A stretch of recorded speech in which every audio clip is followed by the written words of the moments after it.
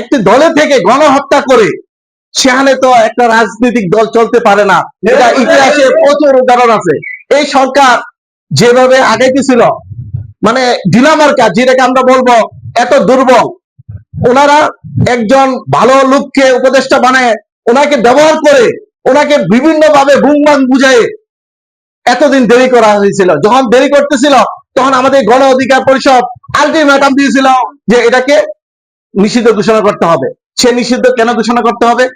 এই গণহত্যা নির্বাহী আদেশে নিষিদ্ধ ঘোষণা হলো, কিন্তু আনুষ্ঠানিকভাবে আগামীকাল নিষিদ্ধ ঘোষণা করা হবে গেজেট প্রকাশের মাধ্যমে। এই জন্য আমি বর্তমান অন্তর্বর্তী সরকারকে ধন্যবাদ জানাই।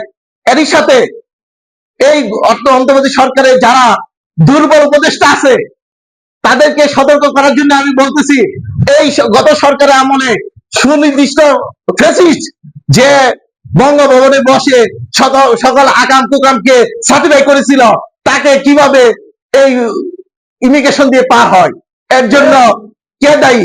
ইমিগ্রেশন অফিসাররা দায়ী। তাদেরকে সুনির্দিষ্ট ভাবে গ্রেফতার করে এই সুনির্দিষ্ট বিচারে আওতা আনা হোক। বিভিন্ন দলের কাছে আমাদের আহ্বান থাকবে, এই ফ্যাসিস্টটা যাতে পুনর্বাসিত হতে না পারে। আমাদের দলে কোনো ফ্যাসিস্টকে পুনর্বাসিত করা হবে না, এবং কোন দল যদি পুনর্বাসিত করে তাদেরকে উপযুক্ত শাস্তি করে ছাড়বো। এটা আমাদের গণ অধিকারের দাবি। 5ই আগস্টের পর থেকে বিপিনুর যখন 6 আগস্ট জেল থেকে কারাগার থেকে বের হয়, তখনই সে ঘোষণা দিয়েছিল যে আওয়ামী লীগকে নিষিদ্ধ করতে হবে। আওয়ামী লীগের যে সন্ত্রাসী হত্যাকাণ্ড চালিয়েছিল তাদেরকে বিচারের আওতায় আনতে হবে। এবং 14 ডিসেম্বর 2024 আওয়ামী লীগ গণ অধিকার পরিষদ সর্বপ্রথম রাজপথে আওয়ামী লীগের নিষিদ্ধ এবং বিচারের দাবিতে রাজপথে প্রতিবাদ জানায়। তারই ধারাবাহিকতায় গতকালকে পর্যন্ত আমাদের এই আন্দোলন অব্যাহত ছিল। এবং আমরা জানতে পারছি যে উপদেষ্টা পরিষদ একটা দিয়েছে, বিজ্ঞপ্তি দিয়েছে যে আওয়ামী লীগের কার্যক্রম নিষিদ্ধ। আসলে আমরা একটা কথা বলতে চাই এটার ব্যাপারে, আওয়ামী লীগের কার্যক্রম নিষিদ্ধ এরকম শুভঙ্করের ফাঁকি আমরা চাই না।